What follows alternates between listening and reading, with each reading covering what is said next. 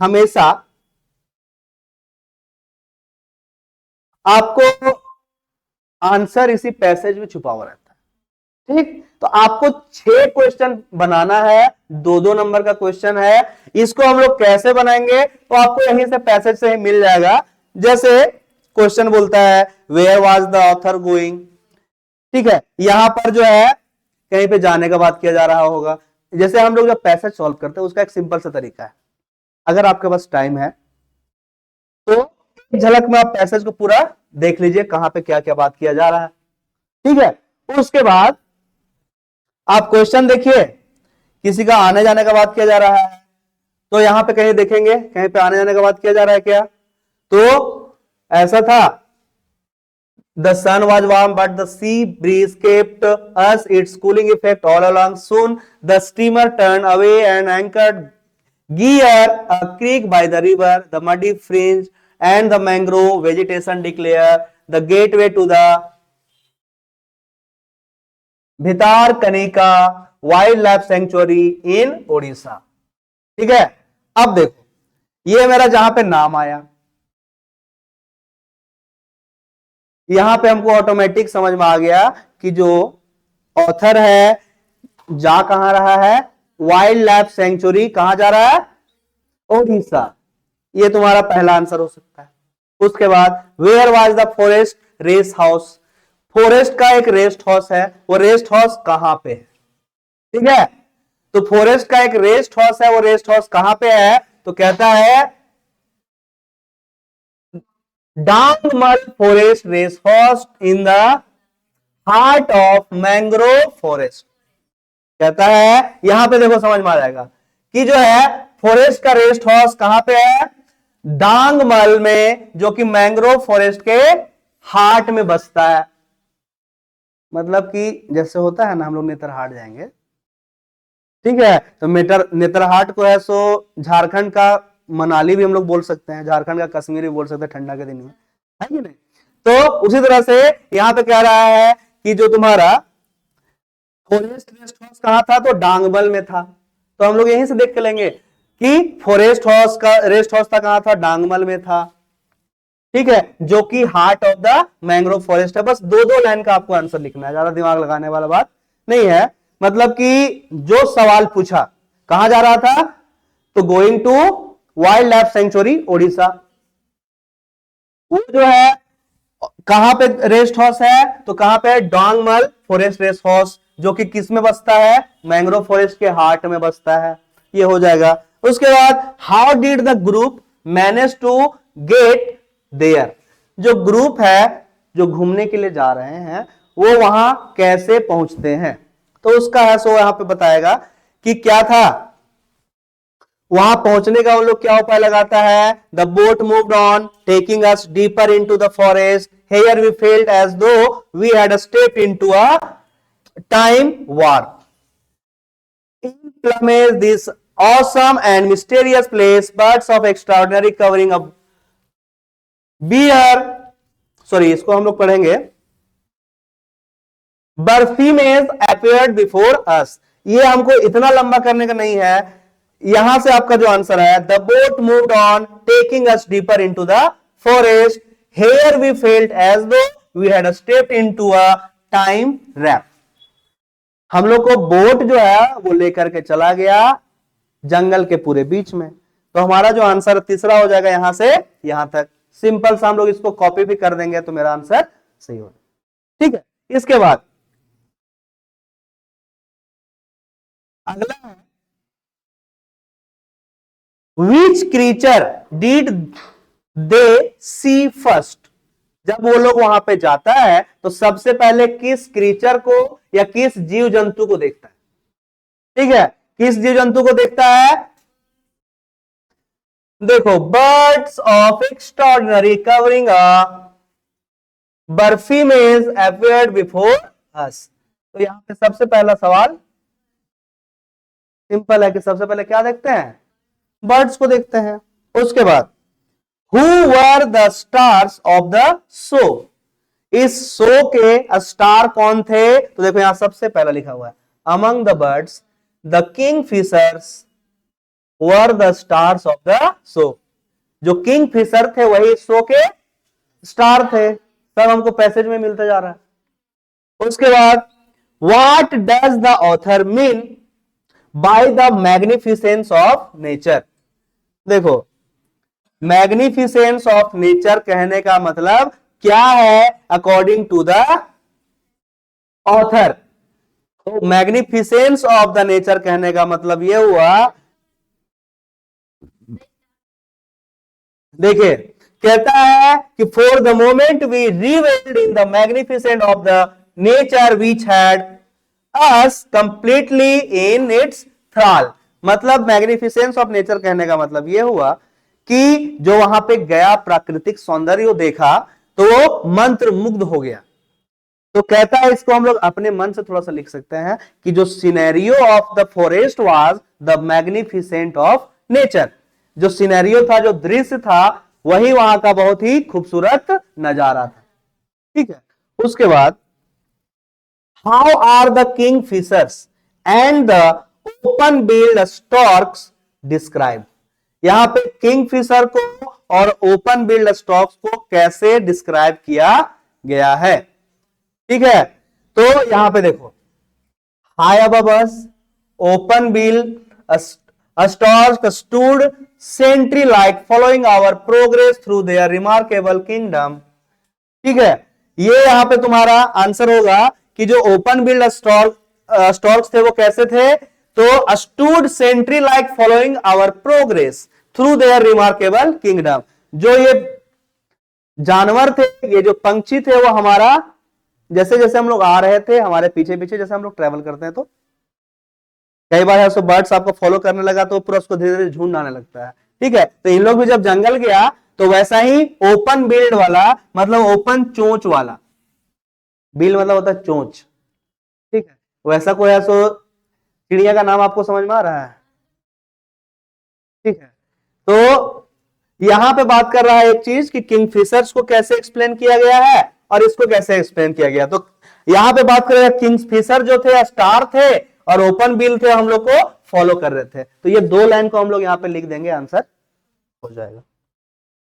हर जगह देखो, यहां पे किंगफिशर खोजे, किंगफिशर दिख गया, ओपन बिल यहां मिल गया, एक लाइन यहां से एक लाइन यहां से। क्वेश्चन को खाली देख करके समझना है, उसके बाद लिख लेना। उसके बाद व्हाट वर द चीतल dear and the wild boar doing when the motor boat went past them। जब बोट उन लोग के पास जाता है तो जो चीतल हिरन का एक हम लोग देखे होंगे जिसमें प्रिंटेड लगता है, पूरा व्हाइट व्हाइट धब्बा जैसा रहता है। ठीक है। तो वो और जो वाइल्ड बोर था, जंगली सुअर, बोर बोलो तो सुअर होता है। ठीक है। तो वो दोनों मोटर बोट जब सामने आता है तो क्या करते हैं, तो देखिए यहां पे हम लोग देखेंगे कि यहां पे चीतल डियर कहां लिखा हुआ है, वाइल्ड बोर कहां लिखा हुआ है। ये चीज हमको दिखेगा, हम लोग को समझ में आ जाएगा कहां पे है। ठीक है।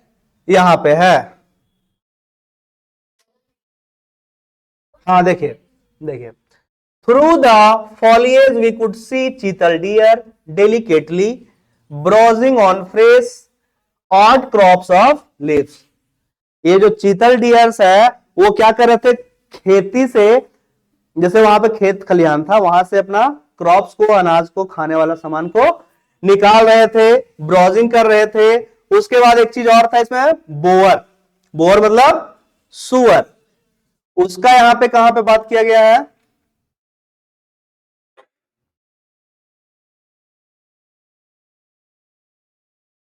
हाँ देखिए।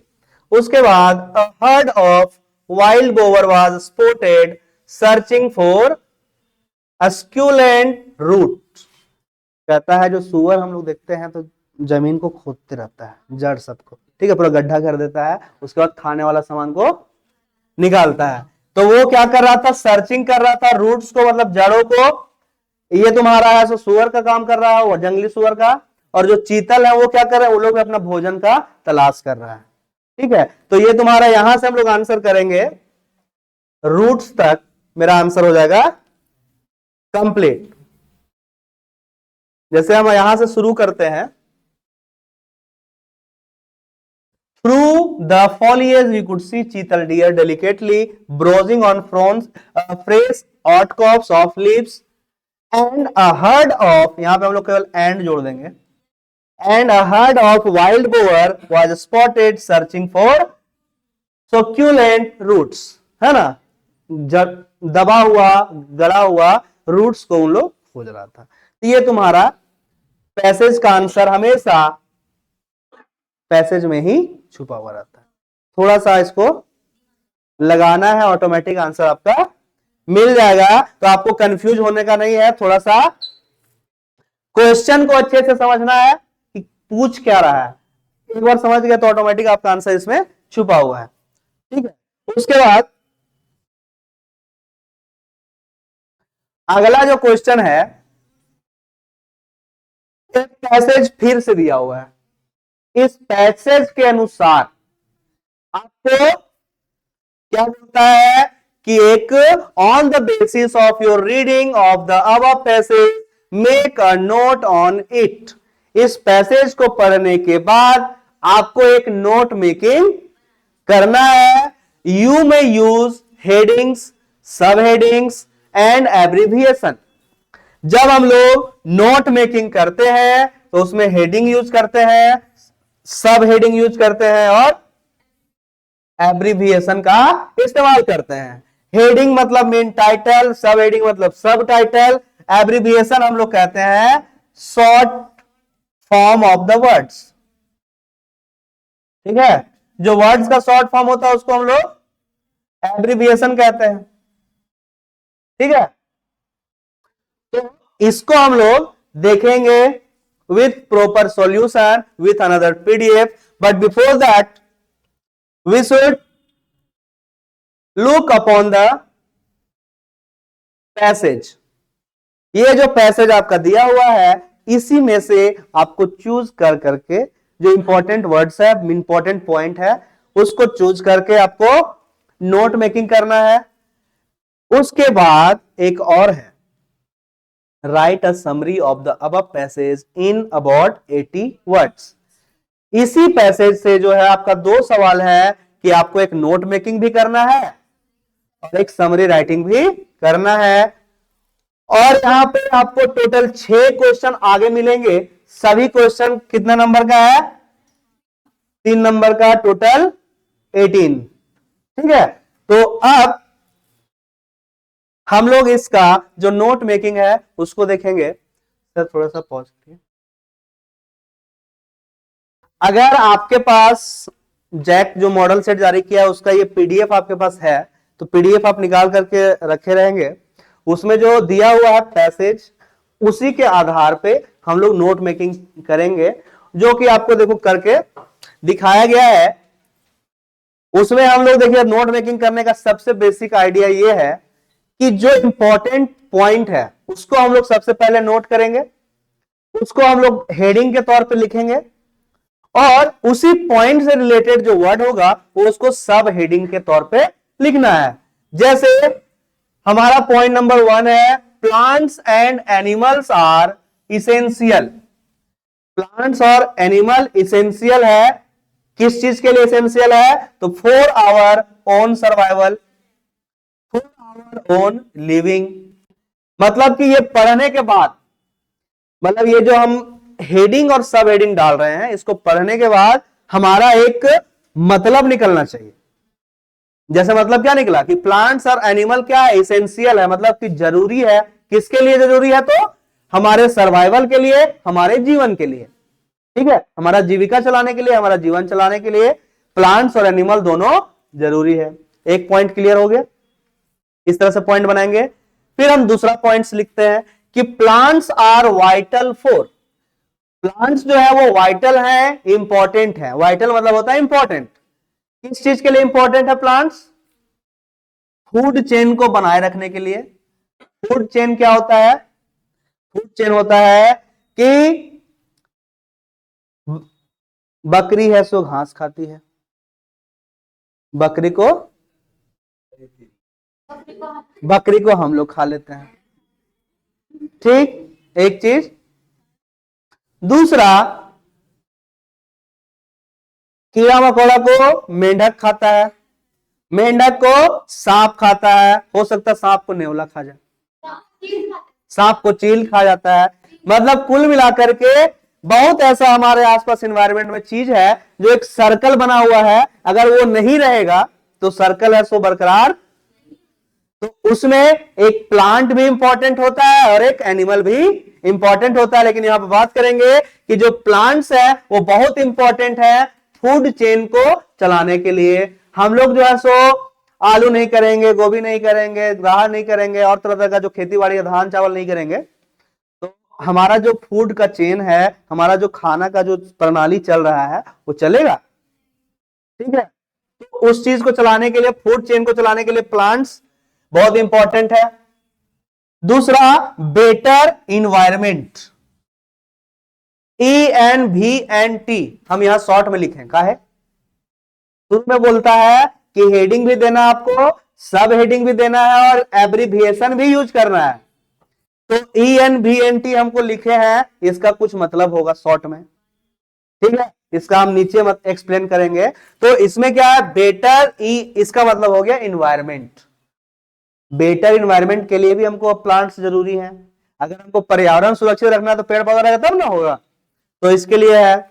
उसके बाद एनिमल सर्वाइवल, प्लांट्स जो है वो एनिमल के सर्वाइवल के लिए भी जरूरी है। पेड़ पौधा नहीं रहेगा तो बहुत जानवर ऐसे मर जाएगा, है नहीं? क्योंकि वो उसका खाने का, उसका जीवन चलाने का माध्यम रहता है। तो ये है सो एनिमल के सर्वाइवल के लिए भी जरूरी है।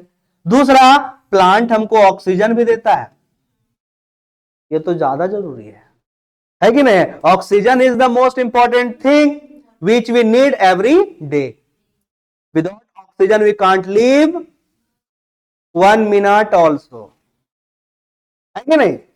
तो इसलिए कहता है जो प्लांट्स है वो इंपॉर्टेंट है किसके लिए, फूड चेन के चलाने के लिए, बेटर इन्वायरमेंट के लिए भी, एनिमल के सर्वाइवल के लिए भी और ऑक्सीजन के लिए भी। ठीक है, उसके बाद आगे कहता है all animals and plants are, B&D, ये भी शॉर्ट में यूज कर दिया। जा शॉर्ट का इसका मतलब हो गया बॉन्ड, आर बॉन्ड, TOGER, ये भी शॉर्ट में लिखा हुआ है टुगेदर। तो इसी तरह से आप लोग को भी इस्तेमाल करना है तब होगा। ठीक है, तो all animals and plants are bond together, हर एक एनिमल और प्लांट्स आपस में बॉन्ड किए जाते हैं, मिले हुए रहते हैं। किस चीज के लिए, फॉर बैलेंस कम्युनिटी, कम्युनिटी या समुदाय को बैलेंस करने के लिए, संतुलित करने के लिए हमको प्लांट का भी उतना ही जरूरी है जितना जानवर का जरूरी है। अगर प्लांट रहे जानवर नहीं रहे तब भी असंतुलित हम लोग रहेंगे, अगर जानवर रहे और प्लांट नहीं रहे तब भी हम लोग असंतुलित रहेंगे। मतलब कि दोनों का होना बहुत जरूरी है, तभी बैलेंस बना हुआ रहेगा। इसके बाद आगे कहता है कि फॉर बैलेंस इकोसिस्टम्स, ये जो BALAN अपॉस्ट्रोफी D लगाया हुआ है इसका मतलब बैलेंस्ड, संतुलित। ठीक है, तो कहता है कि बैलेंस कम्युनिटी के लिए भी हमको है सो प्लांट और एनिमल जरूरी है, और बैलेंस इकोसिस्टम के लिए भी जरूरी है। इकोसिस्टम तभी बना रहेगा जब दोनों में संतुलन बना रहेगा। आदमी ज्यादा हो गया, जानवर कम, पेड़ पौधा कम, तो भी दिक्कत है। पेड़ पौधा ज्यादा हो गया, आदमी कम, तब भी दिक्कत है।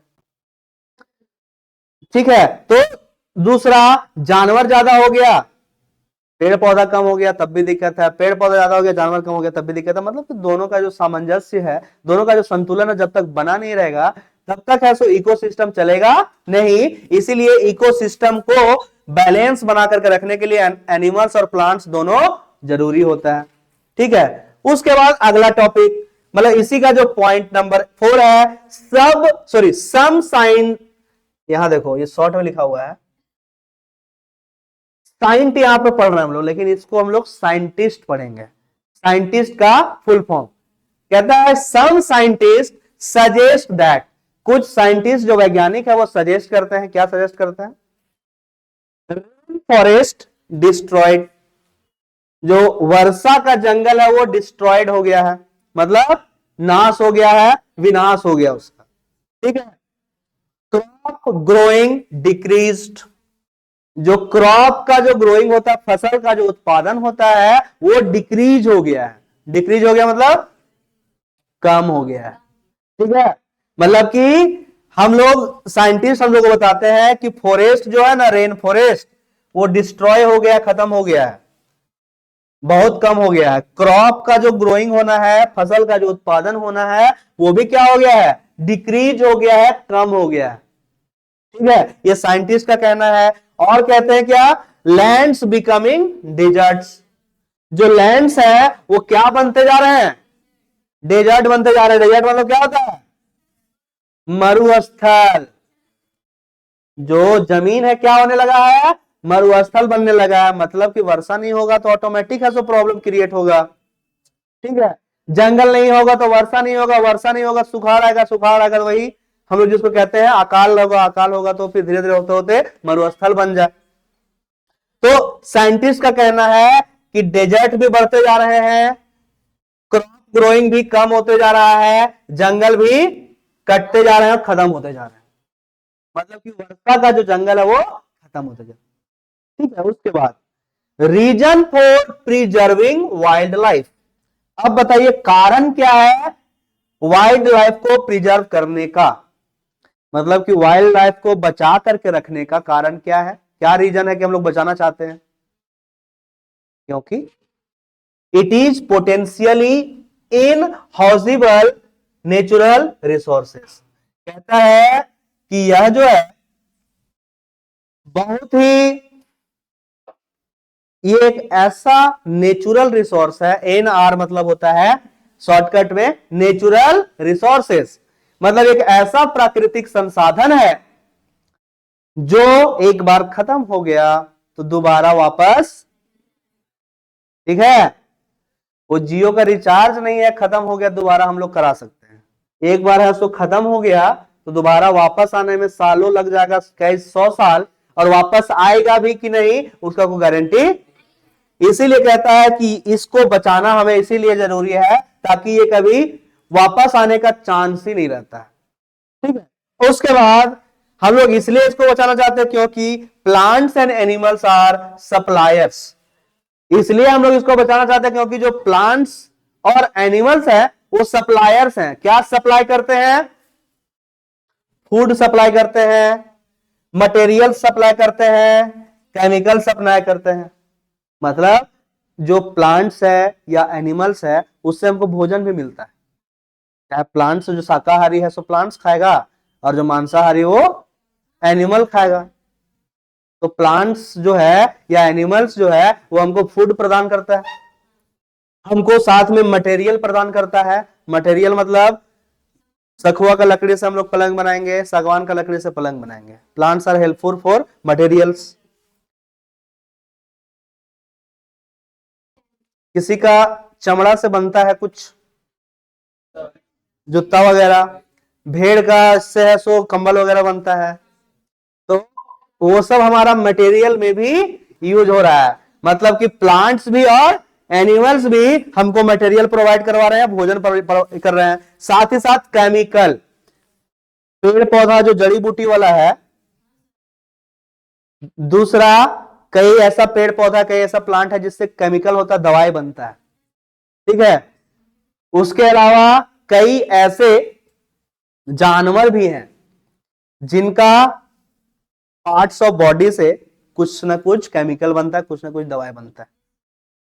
जैसे एक दो बीमारी है जो ठीक होता है, आपका हिरन का जो सींग होता है उससे किसी का पेट में कोई बीमारी होता है। उसके अलावा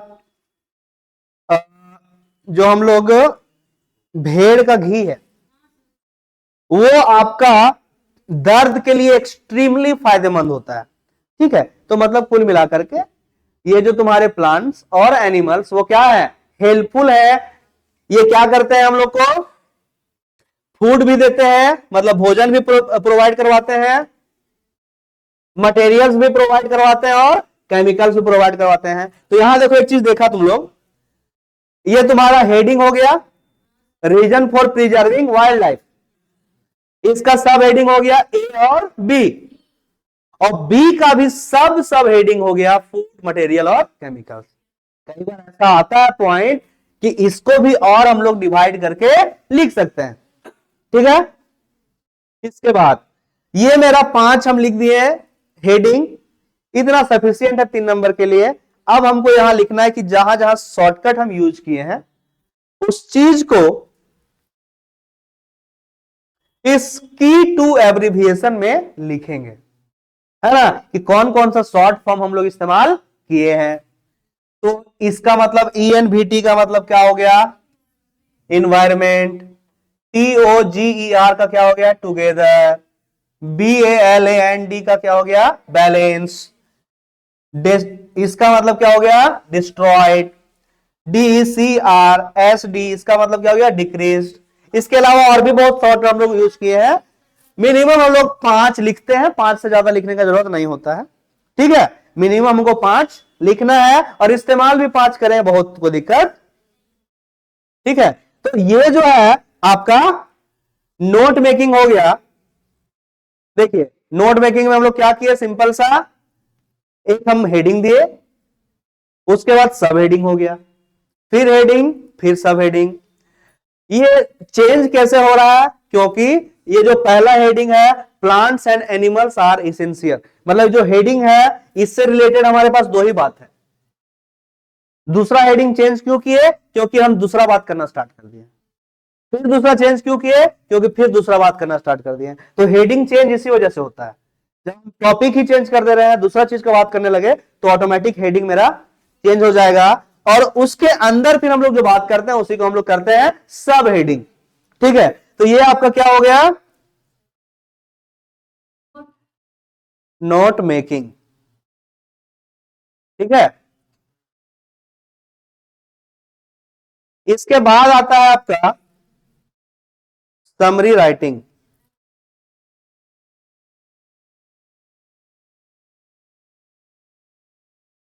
समरी राइटिंग, देखिए समरी राइटिंग मतलब क्या होता है, समरी राइटिंग मतलब हमारे पास जो पैसेज दिया गया था उसी पैसेज को और शॉर्ट में लिखना, ठीक है। उसी को हम लोग शॉर्ट में लिखेंगे, मिनिमम 80 वर्ड्स लिखा हुआ है, ठीक है। 2-4-10 वर्ड आगे पीछे हो सकता है, कोई दिक्कत, ठीक है। तो 80 वर्ड्स हम लोग कहते हैं मिनिमम, मान के चलिए अगर आप 10 से 12 लाइन लिख दिए तो आपका 80 वर्ड्स हो जाता है, ठीक है।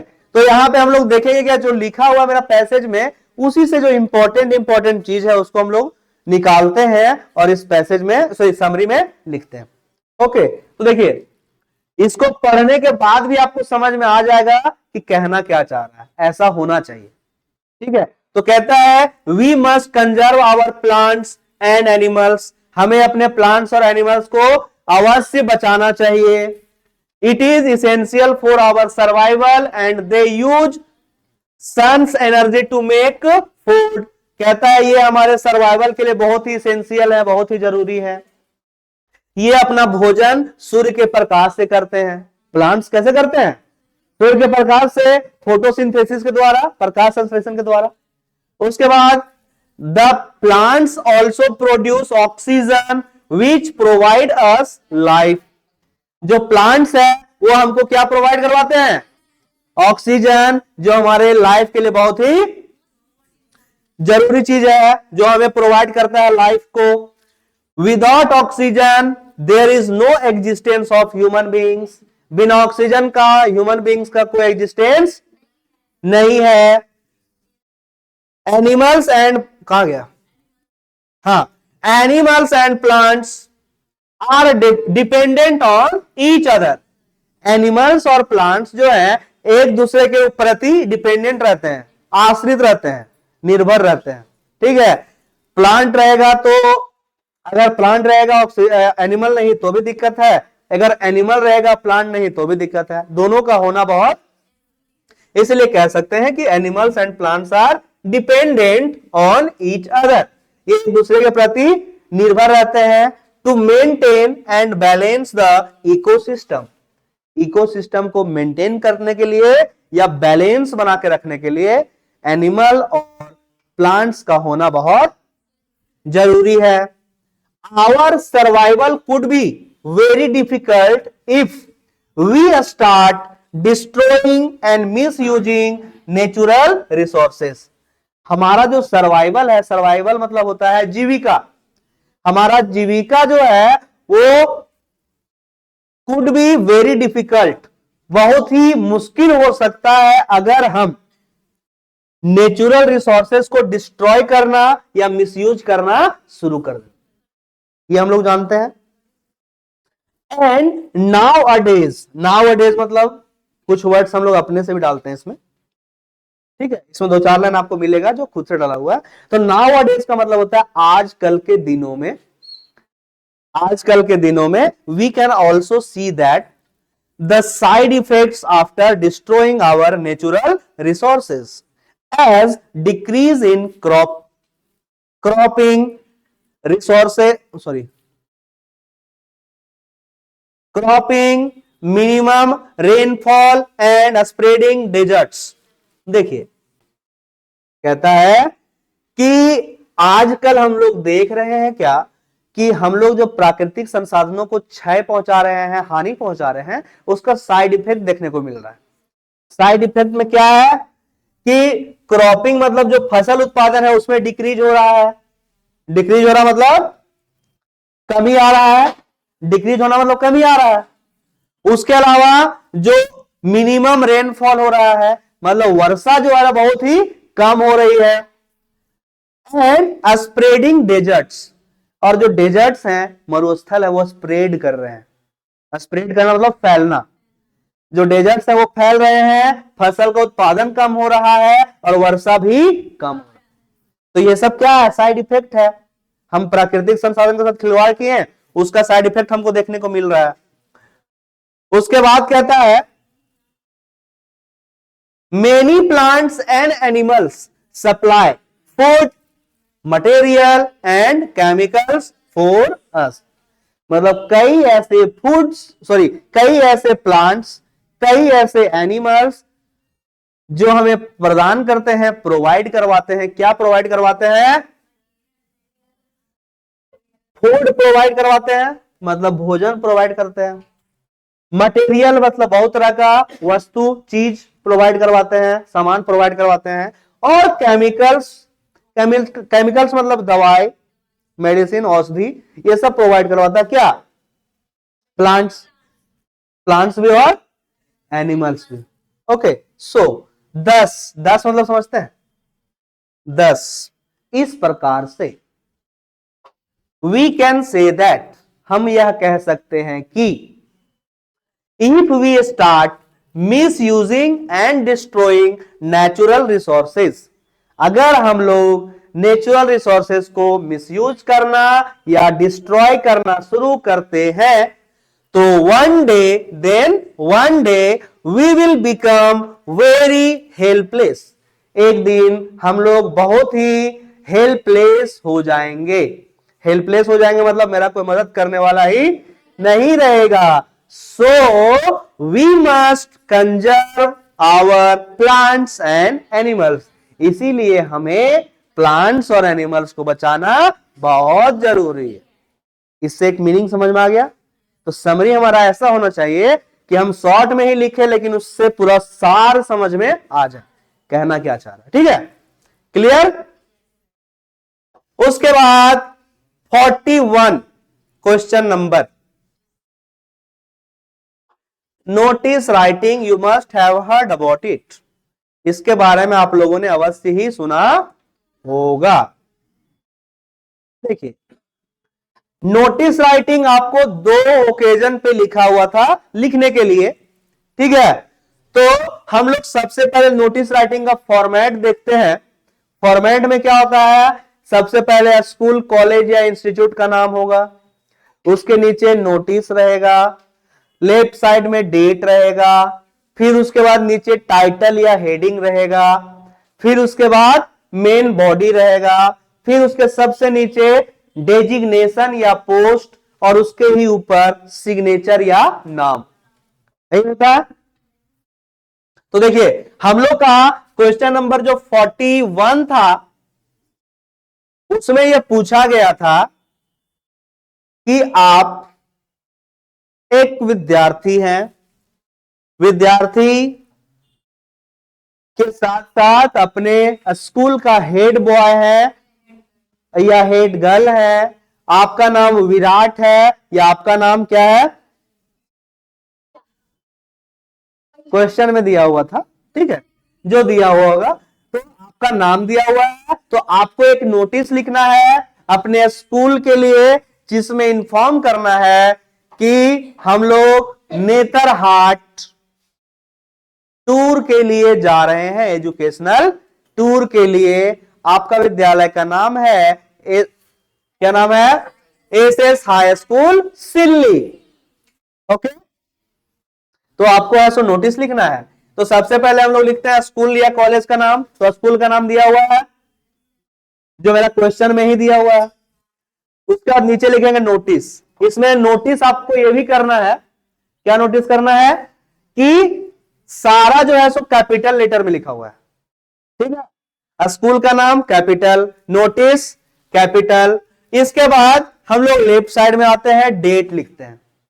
डेट लिखने का भी तरीका दिया हुआ है कि हम लोग डायरेक्ट 21/12/2023 ऐसा 21 दिसंबर 2023, ये है तरीका डेट लिखने का। इसके बाद फिर नीचे लिखेंगे हेडिंग या टाइटल। टाइटल, टाइटल क्या है, educational tour to Netarhat, Netarhat के लिए एजुकेशनल टूर। अब हम लोग लिखना स्टार्ट करेंगे नोटिस। नोटिस क्या लिखेंगे, it is to be inform to all the students, teachers and staffs that our school is going to a school is organizing an educational tour to Netarhat from 1st January Monday to 3rd January 2024 Wednesday।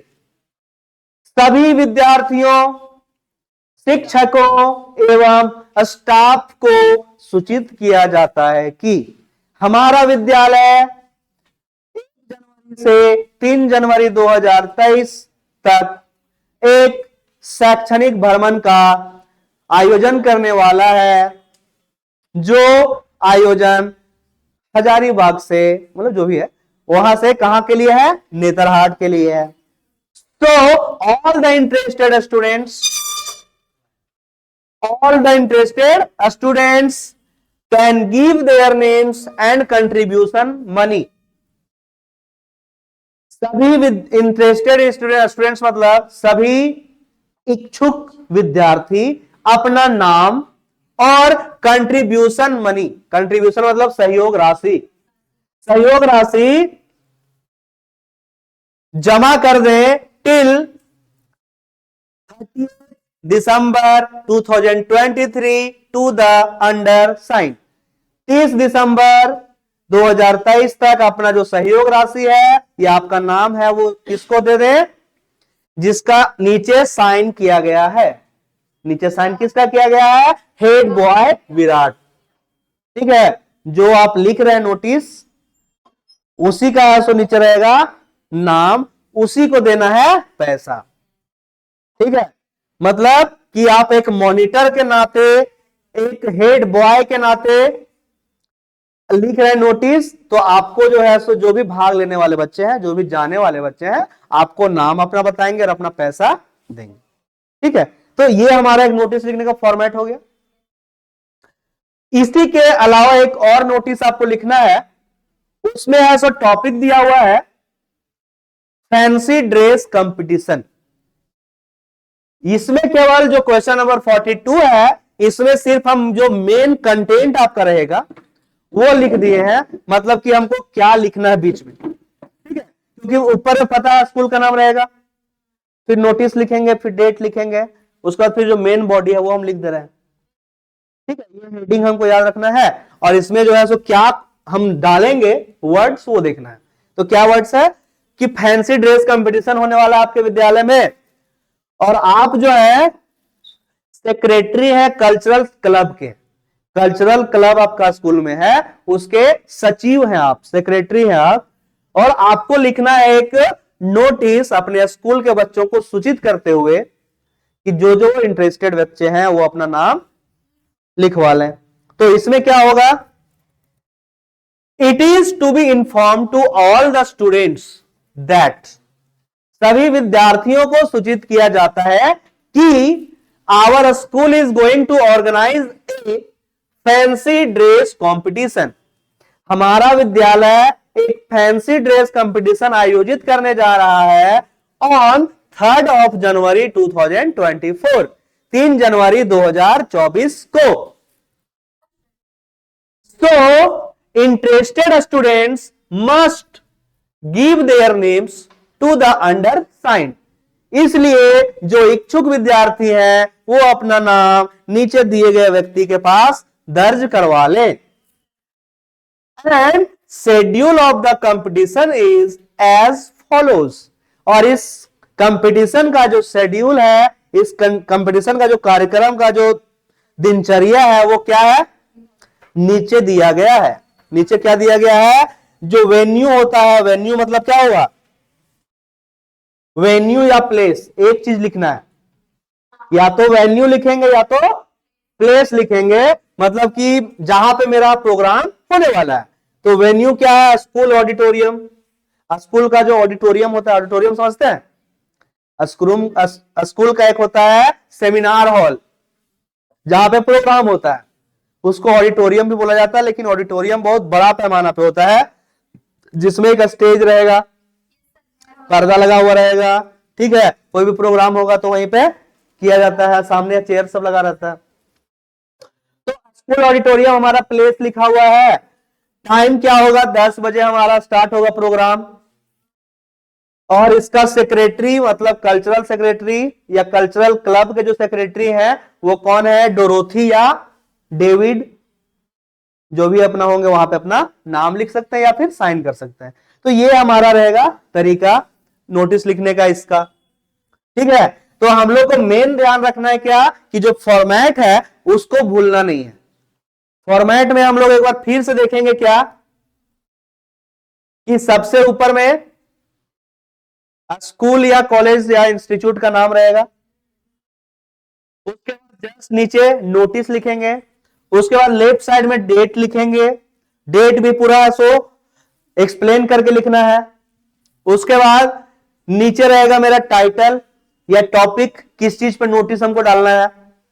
उसके बाद हमारा main body रहेगा, अब main body लिखने के just नीचे जो notice लिख रहा है वो कौन है, क्या है, कौन सा पोस्ट पे है, क्या डेजिग्नेशन है उसका, वो लिखेंगे कि हेड बॉय है, कि डायरेक्टर है, कि प्रिंसिपल है, कि ये है, कि वो है, जो भी है वो हम लोग यहाँ पे लिखते हैं। तो वो उसका डेजिग्नेशन हो जाएगा नीचे, जैसे हेड बॉय लिख रहा है तो वो रहेगा, उसके ऊपर अगर वो साइन करता है तो साइन रहेगा, अगर नाम लिखा हुआ तो नाम रहेगा, उसके ऊपर है, ठीक है।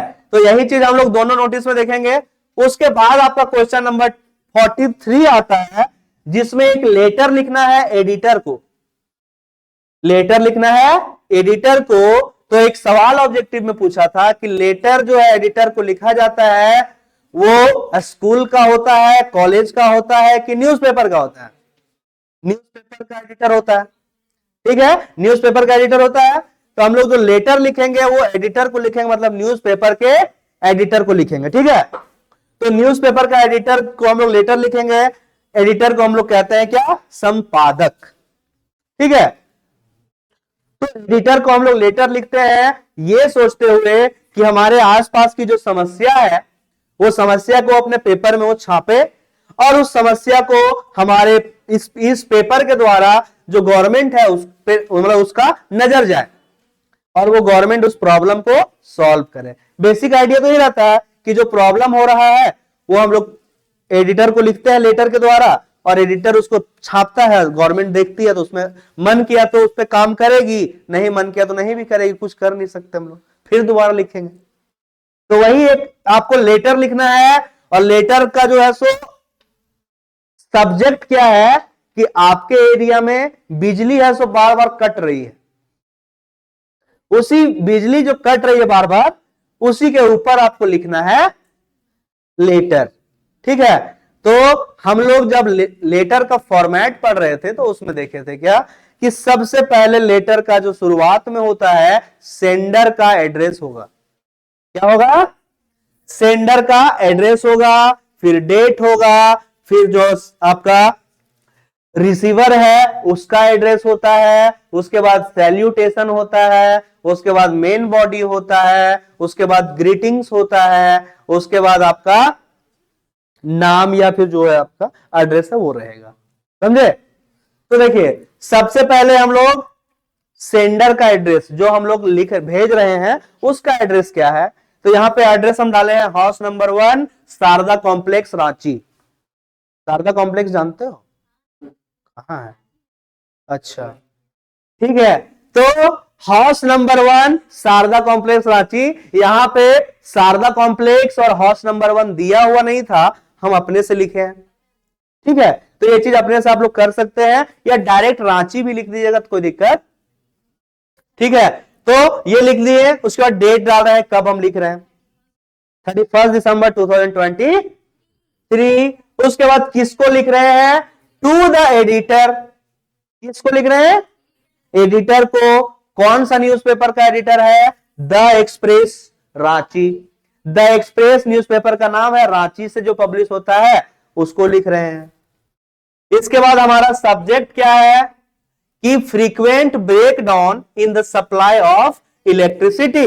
इलेक्ट्रिसिटी के लगातार कटने के संबंध में, मतलब लगातार बिजली कटने के संबंध में हम एक लिख रहे हैं लेटर।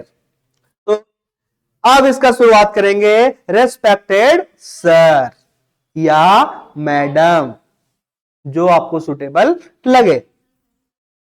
ठीक है, तो respected sir, I would like to draw the attention of the concern authority regarding the frequent breakdown in the supply of electricity in our village through the column of your steam daily या newspaper.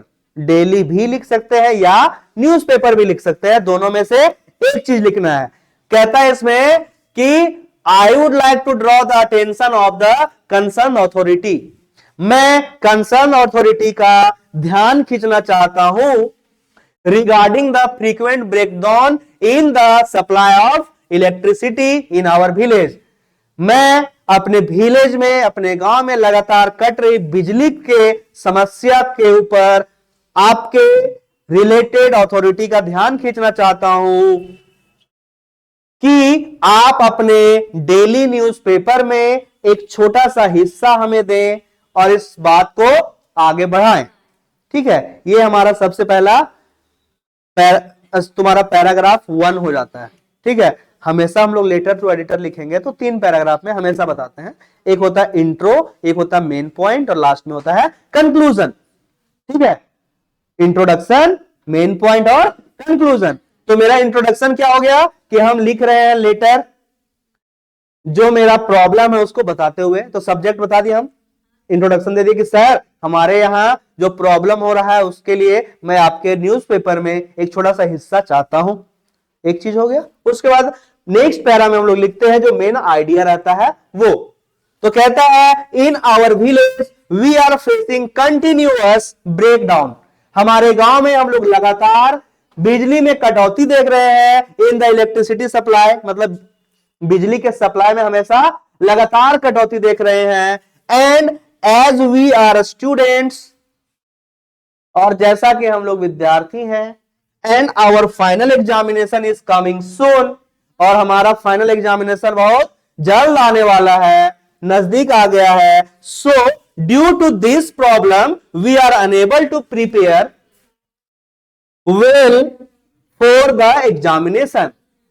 तो इस बिजली के problem की वजह से हम लोग अच्छे से एग्जाम की तैयारी नहीं कर पा रहे हैं। And other villagers also having so many problems in their house hold works. और जो अदर विलेजर्स हैं, अन्य गांव वाले जो विद्यार्थी नहीं है, वो लोग भी अपना घरेलू काम में बहुत तरह का समस्या फेस कर रहे हैं। तो ये मेरा प्रॉब्लम बता दिया कि प्रॉब्लम क्या है कि सर हम लोग विद्यार्थी पढ़ने वाले, हमारा फाइनल एग्जाम नजदीक आ गया है और बिजली बार बार कट रही है, इसलिए हम लोग पढ़ने में प्रॉब्लम हो रहा है। साथ ही जो हमारे गांव घर के जो लोग हैं उनको भी घर में मोटर चलाने में दिक्कत हो रहा है, मिक्सर चलाने में दिक्कत हो रहा है, पानी भरने में दिक्कत हो रहा है, नहाने में दिक्कत हो रहा है, तरह तरह का प्रॉब्लम हो रहा है। ठीक है, तो हमारे एक स्टूडेंट के अलावा साथ में जो अदर विलेजर्स है उनको भी प्रॉब्लम हो रहा है, तो प्रॉब्लम भी हम बता दिए। इसीलिए लास्ट में हम लोग एप्लीकेशन लिखते बोलते हैं ना, अतः श्रीमान से आग्रह है कि 2 दिन का छुट्टी दे दें। तो लास्ट में हम लोग उसी प्रकार का एक रिक्वेस्ट करते हैं कि therefore as a resident and a student of our village, इसी प्रकार से या अतः हमारे गांव का एक स्टूडेंट होने के नाते, एक रेसिडेंट होने के नाते, रेसिडेंट मतलब निवासी होने के नाते, आई रिक्वेस्ट द अथॉरिटी, मैं अथॉरिटी को रिक्वेस्ट करता हूं to take the action, action लेने का प्रयास किया जाए, and solve the problems as soon as possible, और जो प्रॉब्लम है उसको सॉल्व करने का प्रयास किया जाए जितना जल्द से जल्द संभव हो, so that people do not have to face problems, ताकि लोगों को आने वाला समय में और प्रॉब्लम फेस ना करना पड़े। मेरा मटेरियल क्लियर हो गया कि सर मैं आपके न्यूज़पेपर में छोटा सा हिस्सा चाहता हूं अपनी बातों को रखने के लिए कि हमारे यहां पे इलेक्ट्रिसिटी का प्रॉब्लम चल रहा है। ठीक है, ये मेरा इंट्रोडक्शन चला गया। उसके बाद बोले कि सर जैसा कि हम लोग एक विद्यार्थी हैं, हमारा एग्जाम है, सो फाइनल एग्जाम बहुत नजदीक आ चुका है, हम लोग को लगातार बिजली कटने की वजह से प्रिपरेशन करने में प्रॉब्लम हो रहा है, साथ ही जो अन्य विलेजर्स हैं उनको भी दिक्कत हो रहा है अपने घरेलू काम को करने में। इसलिए मैं श्रीमान से निवेदन करता हूं कि जितना जल्द से जल्द पॉसिबल हो इस प्रॉब्लम का सॉल्यूशन कर दिया जाए, ताकि आने वाला समय में लोगों को परेशानी ना उठाना पड़े। उसके बाद लिखेंगे थैंकिंग यू, बहुत बहुत धन्यवाद, योर फेथफुली, आपका विश्वासी तरुण या तरुणा। ठीक है, ये जो क्वेश्चन में दिया गया है, तो ये आपका हो गया क्या, लेटर। ठीक है, समझ में आया। उसके बाद रिपोर्ट राइटिंग, अगला जो क्वेश्चन है आपका 44, उसमें पूछा है कि एक आपको रिपोर्ट लिखना है जिसका टॉपिक होगा वोटर अवेयरनेस प्रोग्राम। जो वोटर मतलब होता है जो वोट देते हैं हम लोग, मतदाता, अवेयरनेस मतलब जागरूकता, प्रोग्राम मतलब अभियान। ठीक है, तो या कार्यक्रम। तो यहां पे जो आपका टॉपिक दिया हुआ रिपोर्ट राइटिंग में कि जो वोटर्स होते हैं, जो मतदाता होते हैं, उनको जागरूक करने के लिए क्या किया गया है, एक प्रोग्राम का आयोजन किया गया है, उसके ऊपर आपको लिखना है रिपोर्ट। ठीक है, तो रिपोर्ट राइटिंग का हमारा फॉर्मेट क्या है कि सबसे ऊपर टाइटल रहेगा, उसके नीचे रहेगा एड्रेस और नेम और डेट, तीनों चीज रहता है, एड्रेस, डेट और नेम। वहां पे क्वेश्चन में दिया हुआ है कि आप कौन हैं, कहां से हैं और कब लिख रहे हैं। ठीक है, तो वो हम लोग लिखेंगे। तो मेरा सबसे पहला क्या है टॉपिक, वोटर अवेयरनेस प्रोग्राम। कहां से लिख रहे हैं, रांची से, इतना तारीख को लिख रहे हैं, नाम क्या है, मुकुल या मानसी। रिपोर्ट राइटिंग में मेरा जो है सो ऊपर ही रहता है, नीचे तो कुछ लिखना नहीं हम लोग को। अब मेन आइडिया केवल लिखेंगे हम लोग इसमें। तो देखिए, जिला +2 high school Ranchi was in the news again.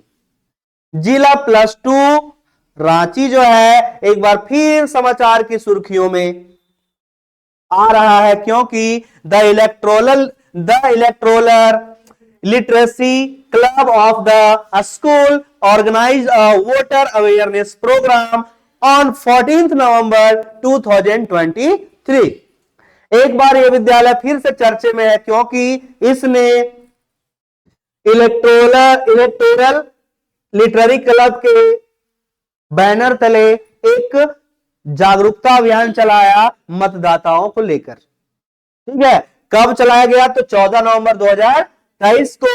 And the school principal, vice principal, trustees, teachers and students were present in this programme. इस प्रोग्राम में स्कूल के प्रिंसिपल, वाइस प्रिंसिपल, ट्रस्टीज मतलब पैसा जो लगाते हैं स्कूल में वो, और टीचर्स, स्टूडेंट्स सभी को उपस्थित थे। ठीक है, और the main function was held in the school auditorium या कैंपस। दोनों में से एक चीज लिखना है कि जो मेन प्रोग्राम है वह स्कूल के ऑडिटोरियम में लिया गया, मतलब करवाया गया, या कैंपस में करवाया गया। ठीक है, and the chief guest of the programme was the DC Ranchi. इस प्रोग्राम के चीफ गेस्ट कौन थे? रांची के डीसी थे। And in this programme he spoke about the importance of vote for our democracy. उन डीसी महोदय ने एक भाषण दिया जिसमें बताया उन्होंने कि एक वोट का, एक मतदान का क्या महत्व होता है। किसके लिए? डेमोक्रेसी के लिए, हमारे लोकतंत्र के लिए एक मतदान का क्या महत्व होता है वो इन्होंने बताया। And the school principal also praised for the good work done by the electoral literary club of the school in the school campus.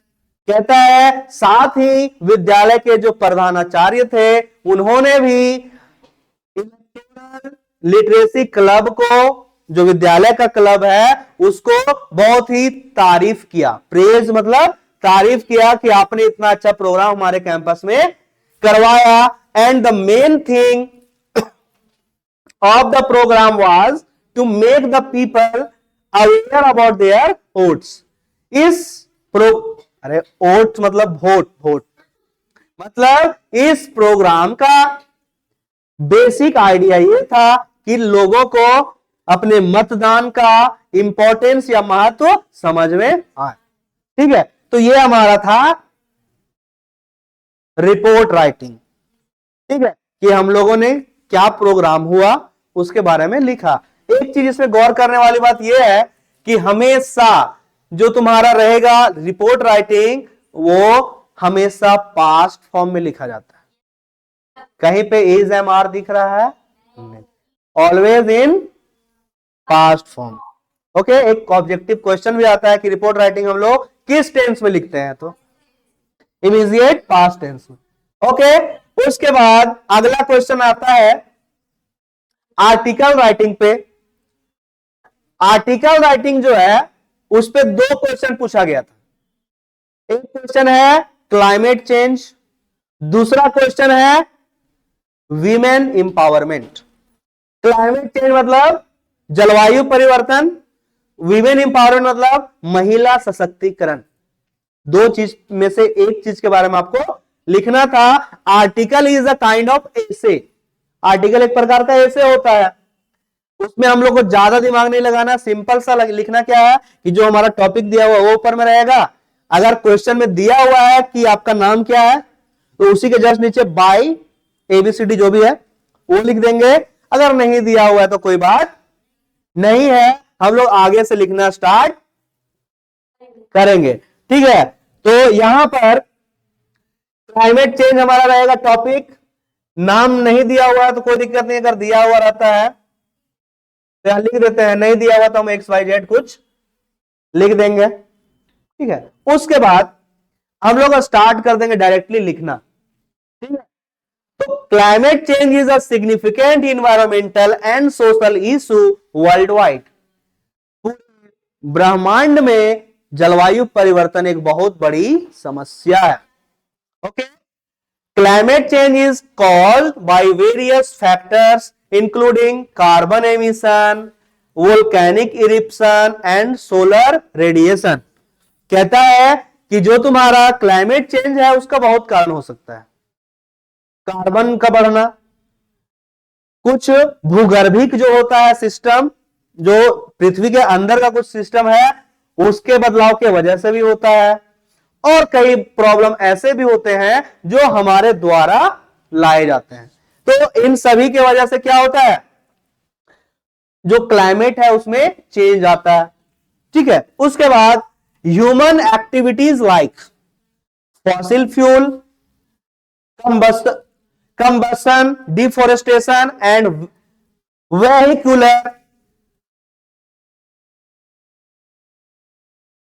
Sorry 1 second, climate change is caused by various factors including carbon emission, volcanic eruption and solar radiation। जो तुम्हारा climate change होता है उसका reason carbon dioxide में वृद्धि हो सकता है, वोल्केनिक इरिप्शन मतलब कि जो वोल्केनो होते हैं पृथ्वी के अंदर उनके ऐसे कुछ आपस में टकराव वगैरह से हो सकते हैं, सोलर रेडिएशन से हो सकते हैं, मतलब कि सौर विकिरण जो होती है, हम लोग देखते हैं ना कि सूर्य से आता है कौन सा पराबैंगनी किरण, और जो O3 है मेरा ओजोन लेयर, उसमें छेद होने की वजह से डायरेक्ट पृथ्वी पर आता है तो भी प्रॉब्लम होना स्टार्ट हो जाता है। इसके वजह से क्लाइमेट में चेंज आता है, और क्लाइमेट में चेंज आता है किस रूप में, ग्लोबल वार्मिंग के रूप में। तो ये सब प्रॉब्लम क्या है, क्लाइमेट चेंज का कारण बनता है। उसके बाद ह्यूमन एक्टिविटीज, मानव का भी एक्टिविटी इसमें शामिल है, ऐसा नहीं है कि मानव जिम्मेदार नहीं है। Human activities like fossil fuel, combustion, deforestation, vehicular pollution play a significant role. कहता है कि हम लोग क्या करते हैं, फ्यूल जलाते हैं, ईंधन को जलाते हैं एक्सट्रीमली, तब भी दिक्कत है।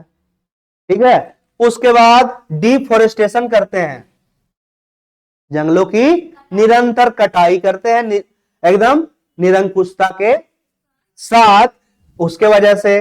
दूसरा पोल्यूशन की वजह से, पोल्यूशन की वजह से भी तो दिक्कत है। तो इन सभी कारणों से क्या होता है, क्लाइमेट चेंज में एक अहम भूमिका निभाता है ये सारा काम। ठीक है, उसके बाद these changes have led to more frequent and severe extreme weather events and threaten biodiversity. कहता है कि ये सब जो चेंज हुआ इसके वजह से हमारा जो बायोडायवर्सिटी है, हमारा जो इकोसिस्टम है वो पूरा खराब हो जाता है, और इसी के वजह से क्लाइमेट चेंज हो जाता है, जलवायु परिवर्तित हो जाता है। ठीक है, तो ये हमारा शॉर्ट ऐसे था, या आर्टिकल था किसके ऊपर, क्लाइमेट चेंज के ऊपर। उसके बाद आता है नारियों के लिए नारी सशक्तिकरण, वीमेन एम्पावरमेंट। ठीक है, वीमेन एम्पावरमेंट क्या बोलता है कि women empowerment is when women have the freedom and choice to make their own decisions. Women empowerment तब होता है, या वीमेन एम्पावरमेंट उसको कहते हैं जब वीमेन को या औरतों को उनका खुद का डिसीजन या अपना हर एक आजादी लेने का, मतलब कि हर एक चीज का डिसीजन लेने का आजादी मिलना शुरू हो जाए, और उनको जो चॉइस है, जो पसंद है वो काम करने का आजादी मिल जाए, तो हमको समझ में आने लगता है कि अब नारी आगे बढ़ रही है, उसका सशक्तिकरण हो रहा है। ठीक है, so they have the most potent right in deciding what's right for them and what's wrong for them. कहता है कि उनका अधिकार है ये निर्धारित करने के लिए कि उनके लिए क्या सही है और क्या गलत, वो अपना फैसला खुद ले सकती है। और women have suffered through the decades, औरतें कई डिकेड से, डिकेड समझते हैं आप लोग ने हिस्ट्री में पढ़ा होगा, दशक, डिकेड मतलब दशक। औरतों को हम लोग देखते हैं कि कई दशक से हम लोग क्या कर रहे हैं, सफरिंग कर रहे हैं। ठीक है, because they did not have any rights. उन लोग को जो है बहुत समय पहले हम लोग बात करेंगे तो उनका अधिकारों का हनन होता था, ये नहीं करना है, वो नहीं करना है, ऐसे नहीं करना, ऐसे नहीं करना। तो इससे क्या होता था, उनका अधिकारों का हनन होता था। And they suffered in the hands of their counter parts, और ये लोग सफर करते थे शोषित होते थे, किसके वजह से? उनके काउंटर पार्ट्स की वजह से।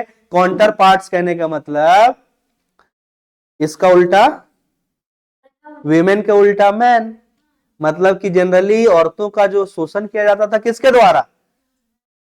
पुरुषों के द्वारा।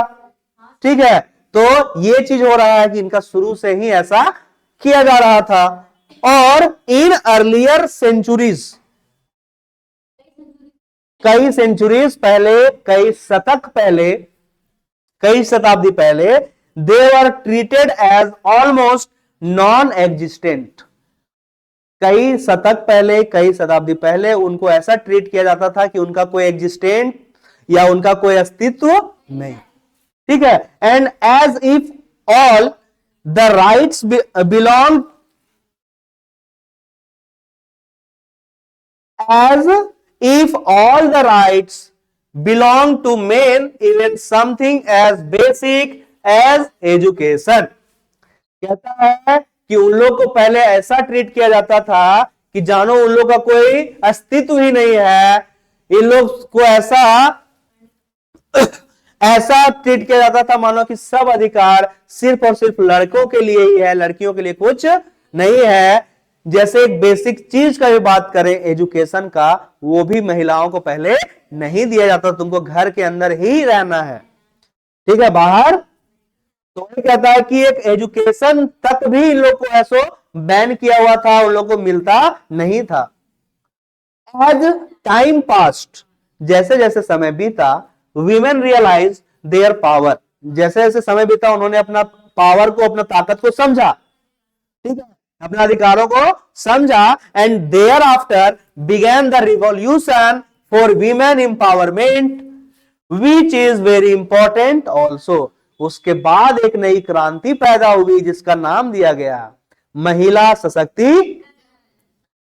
हम भी इंसान हैं, हम भी आपसे बेहतर कर सकते हैं, महिलाओं को कम नहीं समझना चाहिए। तरह तरह का अभियान चलाना शुरू कर दिया गया है ताकि वीमेन को इंपावर किया जाए। ठीक है, तो ये जो था आपका वीमेन एम्पावरमेंट पे था। अब लास्ट में आपका चैप्टर से 4 क्वेश्चन देना। ठीक है, 5 नंबर का 4 क्वेश्चन रहेगा, जिसमें से पहला क्वेश्चन है, उससे पहले एक चीज और था, जो आपका ये क्वेश्चन नंबर 46 है, वो आपका उसी 3 नंबर वाला क्वेश्चन में से एक है। ठीक है, तो इसमें क्या पूछता है कि what happened to William Douglas at YMCA when he was 11 years old. William Douglas के साथ क्या होता है YMCA पूल में जब वो 11 साल के थे? सिंपल सा सवाल, इसको आंख बंद करके भी हो सकता है लिख देगा लोग।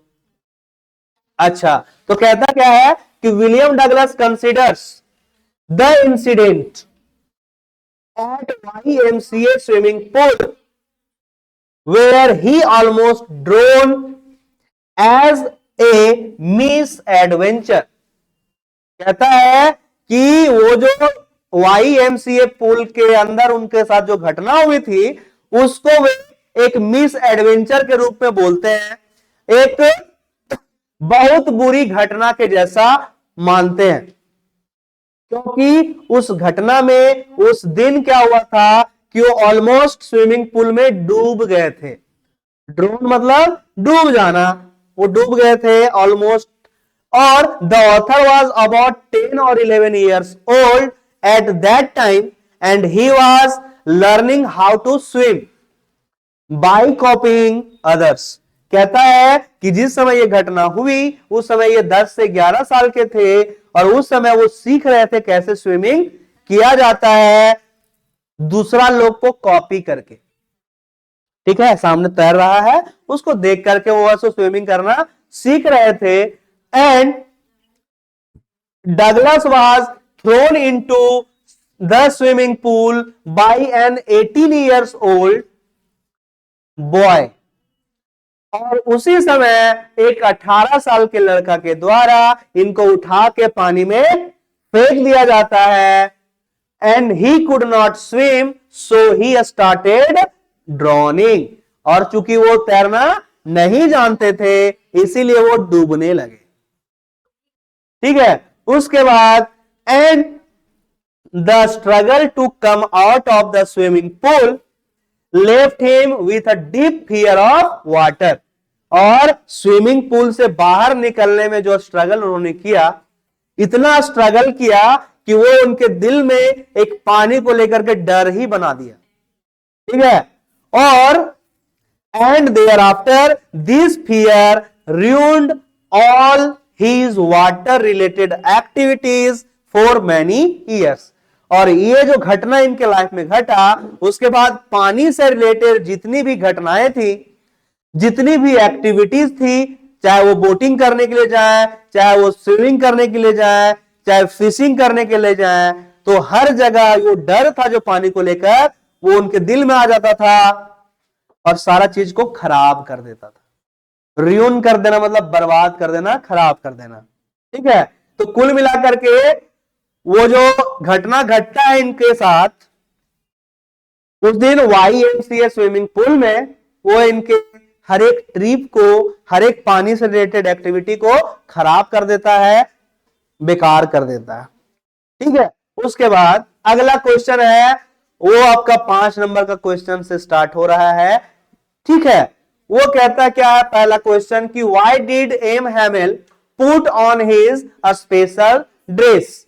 ये क्वेश्चन आपका लिया गया है पहला चैप्टर से ही, द लास्ट लेसन से, कि जो एम हैमिल थे वो स्पेशल ड्रेस क्यों पहन के आए थे। ओके, अब इसका जवाब।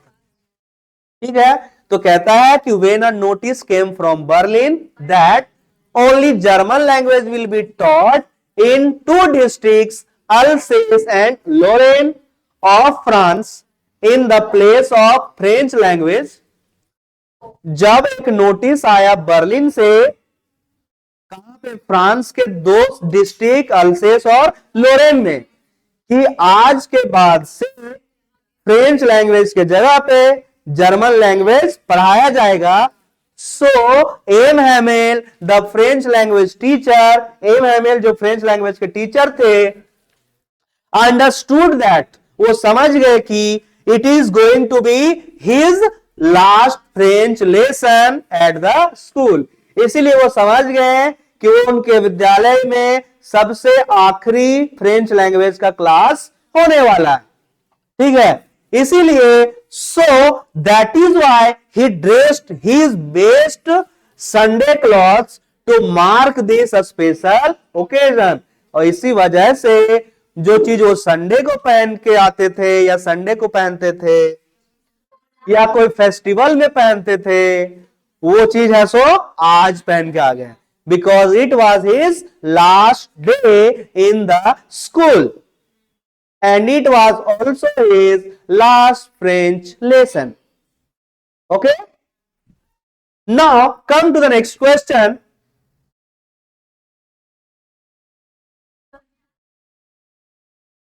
What do the parting words "see you soon amma" of the poetess and her smile signify?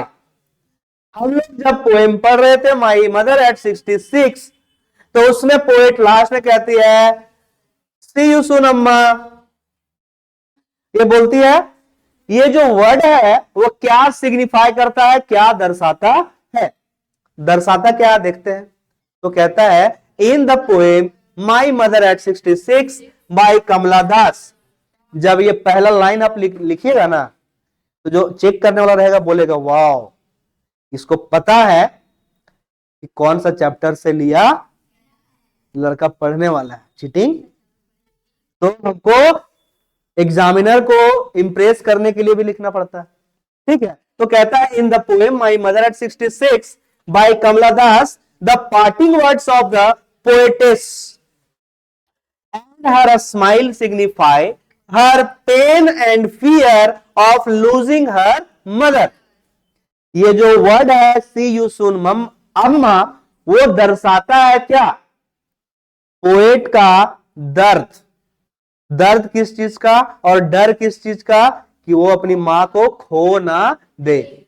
उसको ऐसा डर लग रहा था कहीं वो उधर जाए और मम्मी उधर जाए, ठीक है, तो उस चीज का उसको डर लग रहा था।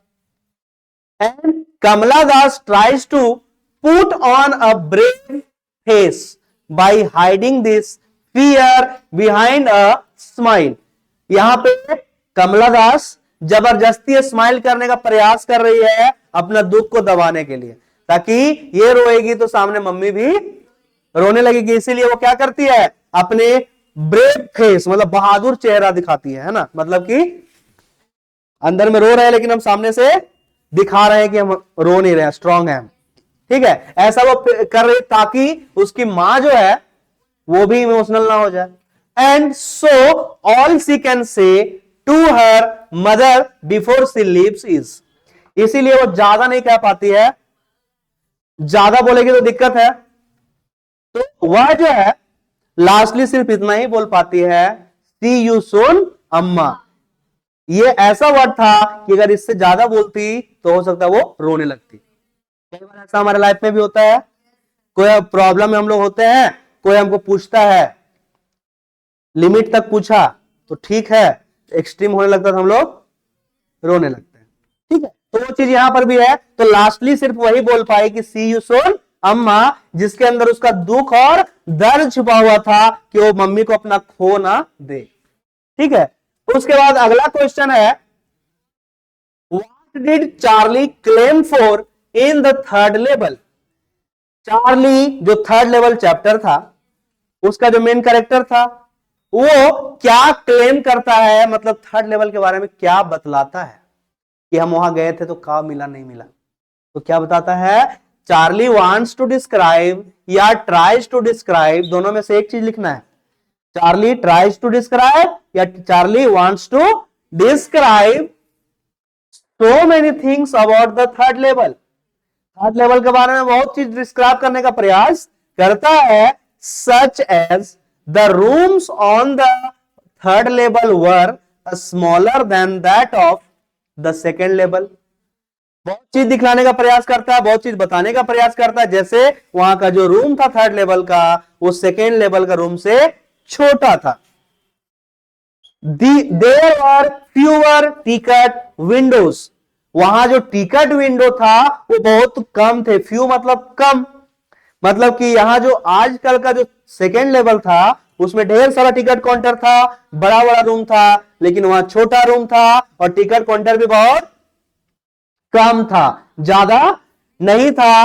And train gates, train gate भी जो है यहां पे कम था, मतलब कि यहां ट्रेनें कम चल रही थी, सेकेंड लेवल में ट्रेनें ज्यादा चल रही थी। And the information booth in the centre was of would and old looking, और जो वहां पर इंफॉर्मेशन बूथ था रेलवे स्टेशन में, वो लकड़ी का बना हुआ था और ओल्ड लुकिंग था, मतलब पुराना मॉडल का था, मतलब कि वो नया मॉडल का, मतलब सेकेंड लेवल में है सो नया मॉडल का दिख रहा था, लेकिन थर्ड लेवल में पुराना मॉडल का और लकड़ी का बना हुआ था। उसके बाद there were open flame gas lights, वहां पे ओपन गैस लाइट था फ्लेम वाला, ठीक है, साथ ही ब्रास का स्पिटून था, मतलब कि कांसा का या तांबा का क्या चीज था, स्पिटून, जिसमें थूक हम लोग मतलब थूकते हैं, थूकदानी उसको बोलते हैं या पीकदानी बोलते हैं, ठीक है, तो वो क्या चीज का था, तांबा का।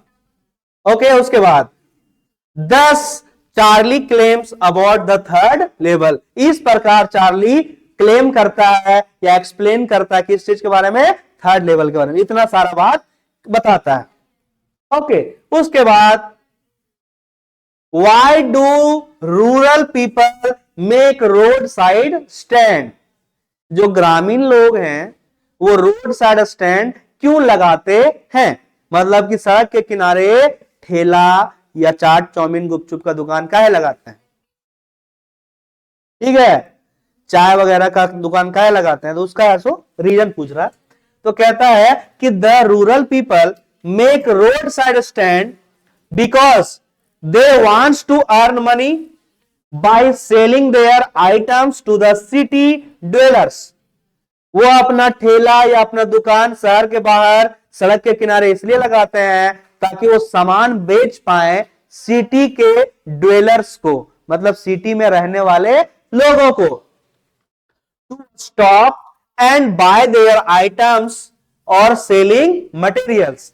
उनका वहां मकसद है कि वो रुके और उनका सामान खरीदे ताकि इनका सामान बिके, ये उनका मकसद रहता है। And they wanted that the rich people who passed from their cars should stop there and buy some goods from them। वो चाहते हैं कि जो कार यहां से गुजरती है वो गुजरते हुए हमारे यहां रुके और हमारा कुछ सामान को खरीदे। उसके बाद in other words we can say that, दूसरे शब्दों में हम यह भी कह सकते हैं कि the rural people want to earn money for their survival by making roadside stand।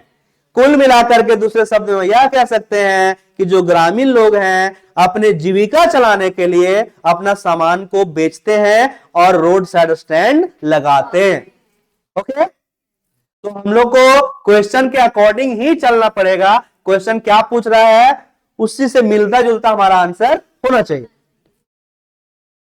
उसके बाद कहता आगे, in what condition do the bangle makers of Firozabad live. Firozabad के जो बैंगल मेकर्स हैं वो किस कंडीशन में रहते हैं, और why can't they come out of the state of poverty, और वो लोग इस गरीबी की स्थिति से बाहर क्यों नहीं निकल पाते हैं। ये आपका सवाल है। इसका आंसर क्या होगा कि the bangle makers of Firozabad are living in a very worst condition. Firozabad के जो बैंगल मेकर्स हैं, चूड़ी बनाने वाले लोग हैं, बहुत ही खराब कंडीशन में रह रहे हैं, बहुत ही खराब स्थिति में रह रहे हैं। As they born in poverty, live in poverty and also die in poverty. कहता है कि वो लोग पैदा भी गरीबी में हुआ, जी भी गरीबी में रहा है और मरता भी है गरीबी में। इससे ज्यादा खराब कंडीशन क्या हो सकता है। तो ये उनका कंडीशन था। And if we talk about the reason behind not coming out of their state of poverty, अगर हम लोग बात करेंगे कि वो गरीबी की स्थिति से बाहर नहीं आते हैं, इसका कारण क्या था, तो वी कैन से दैट, हम लोग कह सकते हैं कि only for their a small or narrow thinking, उनका नैरो या छोटा सोच एक छोटा सा कारण हो सकता है। साथ ही साथ समटाइम्स क्रूएल सोसाइटी टू, कभी कभी आदमी अपने तरफ से ठीक रहता है लेकिन सोसाइटी उसको मजबूर कर देती है, कई बार सोसाइटी मजबूर करती है और अपने भी, ठीक है। मतलब कुल मिलाकर के वो डिपेंड करता है सोसाइटी के ऊपर भी और खुद के सोच के ऊपर भी, ठीक है। तो कहता है कि इन लोग गरीबी का स्थिति में इसलिए है क्योंकि समाज भी उसको ऐसा बना दिया है और खुद का सोच भी नैरो रखा हुआ है, छोटा रखा हुआ है, ठीक है। उसके बाद because for many generation they are doing this trade.